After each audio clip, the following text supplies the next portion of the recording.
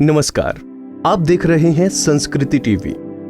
पिछली वीडियो में हमने आपको बताया था कि रामायण के अनसुने रहस्यों के बारे में। इस वीडियो में अपनी बात को आगे बढ़ाते हुए आपको बताएंगे भगवान राम और रामायण से जुड़े कुछ और अन्य रहस्यों के बारे में। रामायण महाकाव्य की कहानी के बारे में हम सभी जानते हैं कि राम और सीता लक्ष्मण के साथ 14 वर्षों के लिए वनवास गए थे और राक्षसों के राजा रावण को हराकर वापस अपने राज्य लौटे थे। हम में से अधिकांश लोगों को पता है कि राम, लक्ष्मण और सीता ने कई साल वन में बिताए थे, लेकिन कुछ ही लोगों को उस वन के नाम की जानकारी होगी। उस वन का नाम दंडकारण्य था, जिसमें राम, सीता और लक्ष्मण ने अपना वनवास बिताया था। ये वन लगभग 35,600 वर्ग मीटर में फैला हुआ था, जिसमें वर्तमान छत्तीसगढ़, उड़ीसा, महाराष्ट्र और आंध्र प्रदेश के कुछ हिस्से शामिल थे।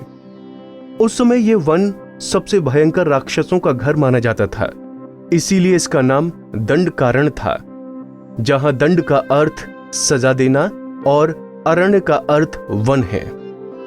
पूरे रामायण की कहानी में सबसे पेचीदा प्रकरण लक्ष्मण रेखा प्रकरण है, जिसमें लक्ष्मण वन में अपनी झोपड़ी के चारों ओर एक रेखा खींचते हैं। जब सीता के अनुरोध पर राम हिरण को पकड़ने और मारने की कोशिश करते हैं, तो वो हिरण राक्षस मारीच का रूप ले लेता है।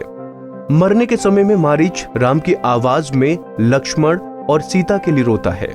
ये सुनकर सीता लक्ष्मण से आग्रह करती हैं कि वो अपने भाई की मदद के लिए जाएं, क्योंकि ऐसा प्रतीत होता है कि उनके भाई किसी मुसीबत में फंस गए हैं। पहले तो लक्ष्मण सीता को अकेले जंगल में छोड़कर जाने को राजी नहीं हुए, लेकिन बार बार सीता द्वारा अनुरोध करने पर वो तैयार हो गए। इसके बाद लक्ष्मण ने झोपड़ी के चारों ओर एक रेखा खींची और सीता से अनुरोध किया कि वो रेखा के अंदर ही रहें, और यदि कोई बाहरी व्यक्ति इस रेखा को पार करने की कोशिश करेगा तो वो जलकर भस्म हो जाएगा।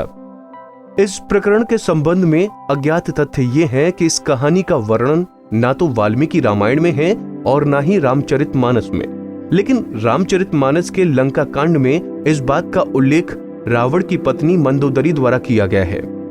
वहीं रावण सभी राक्षसों का राजा था। बचपन में वो सभी लोगों से डरता था, क्योंकि उसके 10 सिर थे। भगवान शिव के प्रति उसकी दृढ़ आस्था थी। इस बात की पुख्ता जानकारी है कि रावण एक बहुत बड़ा विद्वान था और उसने वेदों का अध्ययन किया था। लेकिन क्या आपको पता है कि रावण के ध्वज में प्रतीक के रूप में वीणा होने का कारण क्या था? क्योंकि रावण एक उत्कृष्ट वीणा वादक था, जिसके कारण उसके ध्वज में प्रतीक के रूप में वीणा अंकित था। हालांकि रावण इस कला को ज्यादा तवज्जो नहीं देता था, लेकिन उसे ये यंत्र बजाना पसंद था। बता दें कि रामायण में एक दिलचस्प कहानी हमेशा सोने वाले कुंभकर्ण की है। कुंभकर्ण रावण का छोटा भाई था, जिसका शरीर बहुत ही विकराल था। इसके अलावा वो बहुत अधिक खाने वाला भी था। रामायण में लिखित है कि कुंभकर्ण लगातार 6 महीनों तक सोता रहता था और फिर सिर्फ एक दिन खाने के लिए उठता था और पुनः 6 महीनों तक सोता रहता था। लेकिन क्या आपको पता है कि कुंभकर्ण को सोने की आदत कैसे लगी थी?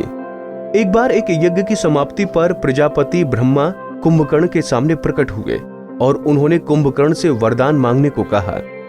इंद्र को इस बात से डर लगा कि कहीं कुंभकर्ण वरदान में इंद्रासन न मांग ले।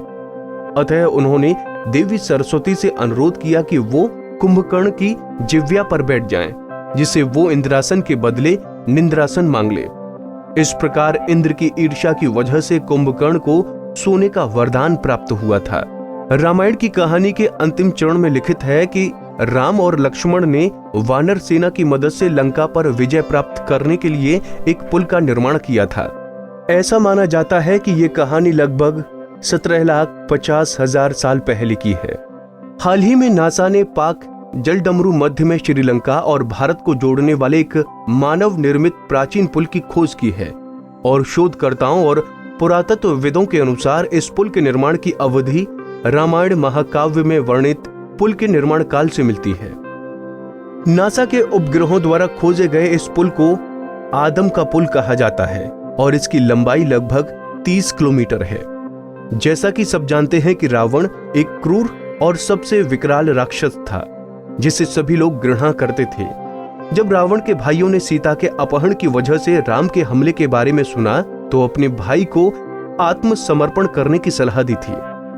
यह सुनकर रावण ने आत्मसमर्पण करने से इनकार कर दिया और राम के हाथों मरकर मोक्ष पाने की इच्छा प्रकट की। उसने कहा कि अगर राम और लक्ष्मण दो सामान्य इंसान हैं तो सीता मेरे पास ही रहेगी, क्योंकि मैं आसानी से उन दोनों को परास्त कर दूंगा, और यदि वो देवता हैं तो मैं उन दोनों के हाथों मरकर मोक्ष प्राप्त करूंगा।